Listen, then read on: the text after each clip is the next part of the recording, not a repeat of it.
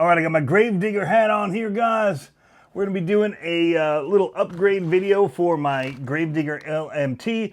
I've got these awesome Vitavon axles here that are 70-75 aluminum, super beefy, and we're going to be putting them into my LMT, and I'm going to tell you why.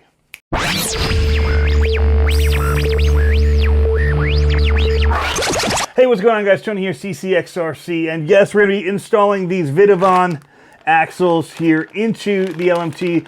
I got these from them. You can get them on their eBay page. When I had ordered them, it was through Facebook. They'd said how many were available. Had to message people, do all this stuff, and it was really tough for them. They were getting so many messages. It's just cleaner and easier to do it through a sale, so you can see how many are left. All of that works better for them. So that's how you do it. They were $360 when I bought them, so they're not cheap. But it is a very, very quality upgrade that you can add if you want to take your truck to the next level as far as durability goes. You know, with a solid axle truck, especially if you have plastic axles, over time, there's a potential for that axle to snap, especially when you're doing all the flips and freestyle and stuff that I like to do. I will say, though, that I've been running these newer axles that Losi has put out, where they have this cross bracing on the insides of them. When we take apart the original ones in my Gravedigger that's still sitting in the box over there brand new, you'll see what was in there before. They're upgrading these. They've made them much stiffer. They don't flex like the other ones did, and so it should be a lot better. I still would recommend even kind of gluing these two side pieces on there just to marry that and make it one solid piece. But that's up to you whether you want to do that or not. I think it's definitely helpful. But yeah, this is going to take it next level, guys. These Vitavon are really, really nice looking. And I have the Treal ones already, and they're installed on my first son of a digger, and they were in black. I chose these ones in the silver, and I think they look absolutely fantastic. One of the things you're going to see when we put this together, and it's the coolest thing, and I want to talk about it really quick now, is that when we take this front part off, instead of the diff sitting inside of here, like it does in the stock one or in the Treal ones, and then you put this ring part here that comes off, you put that on, and the ring gear's in that, and you got to try and set the mesh and all that. With this one, the diff and everything sit in this little piece right here, where those screws are, before it even goes in. So you can make sure you have a good gear mesh, get it all set, then you put it in, put in your axles. Should be fantastic, guys. Anyway, let's get to the build on this thing. All right, so here it is, the Gravedigger. We're going to leave it kind of dressed up a little bit, take off the wheels, and there's a few things we're going to have to take off in order to get these axles off. We'll take the wheels and tires off, shocks will get taken off, links, sway bars, and then we'll have it pretty much in our hand. Alrighty, guys, so here we have it. The axle is off, the rear axle. We've got just a few screws to remove. We can get to the innards and transfer it over. So much Loctite.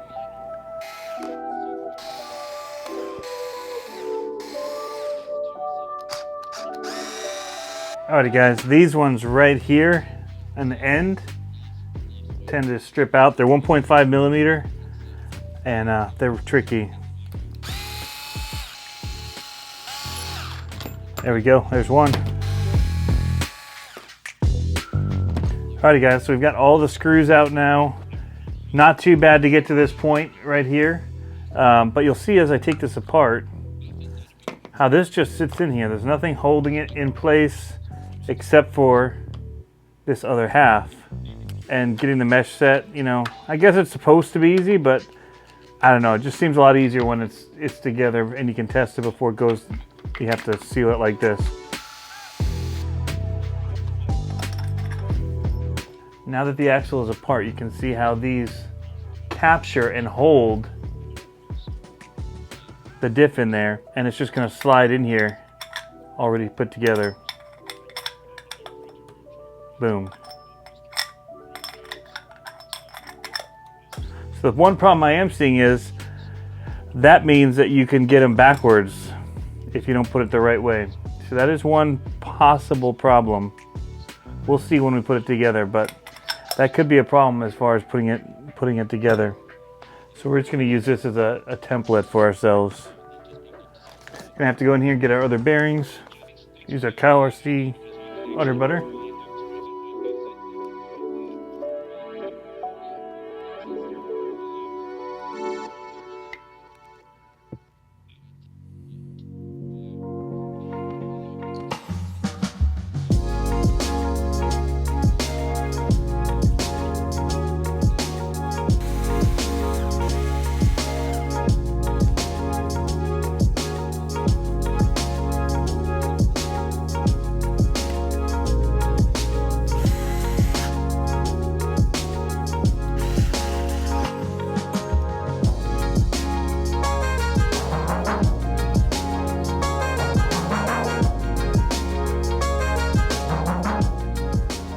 Alright, so right here there's a little notch. You gotta make sure that sits over this bearing the right way. Alright, and so we had this so it was sitting on this side. Just like that. Make sure it's matched. Which you can see here. This is the top and it was sitting on this side, which we matched. But you can see how it's held together and we just slide it in like that.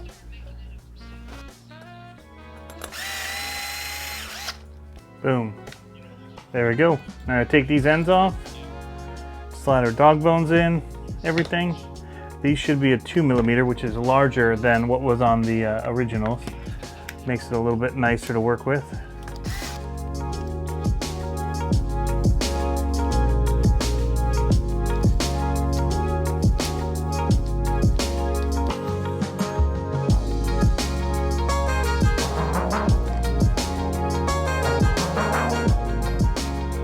That bearing off of there. Already got bearings installed.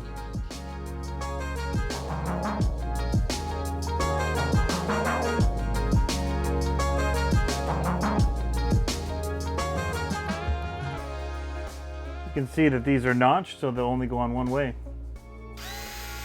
I'm gonna say it does look like there's maybe a 3 degree on this one even.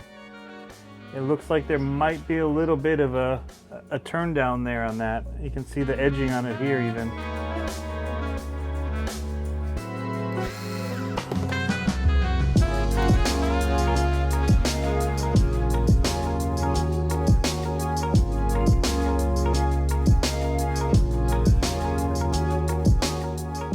Axle is complete. It's ready to be reinstalled.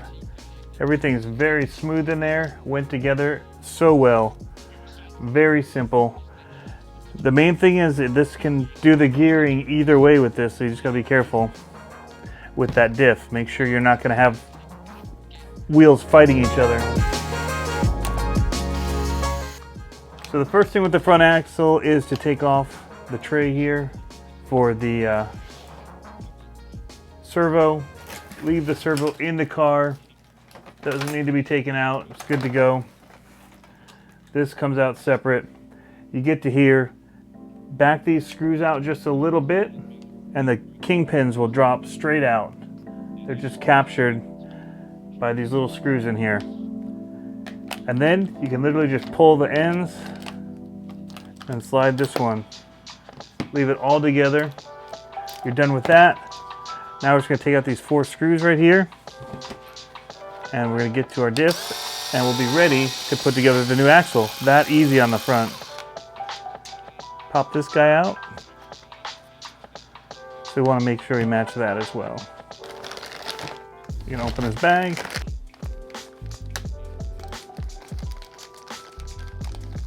So all we have to do with this one is take these off. We're going to put in our bearings and slide in the pieces. We'll be ready to go.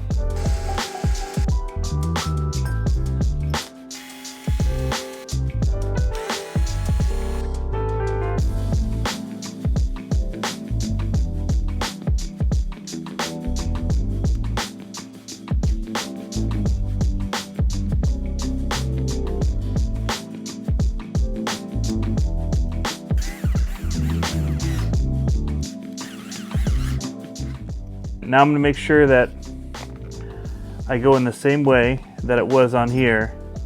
So I'm just lining it up. We should be good to go like this.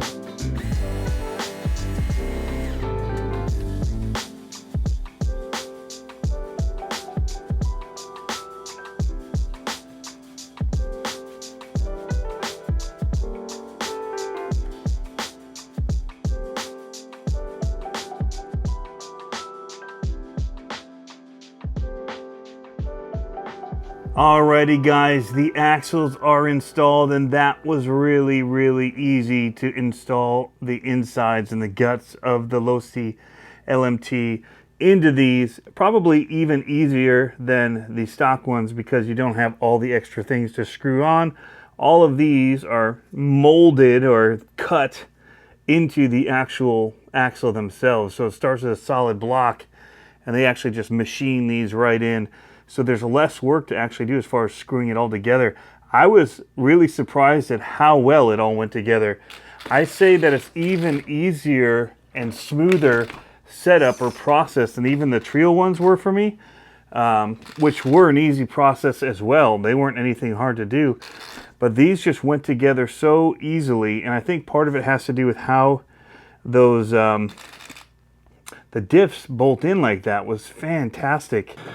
All right, man, this thing is just so smooth. Everything went together real nice. I will say, at one point I was wondering if people would want to maybe adjust the, put some shims in there. But once you get these drive shafts on, there's just not any room for play. So I don't think it's necessary. It all feels so nice. Nice and smooth. So we'll get it out there, we'll get it running for you guys, get some test video and footage of it. But you know, I was talking with the Pro Line tires and about the slop and all that.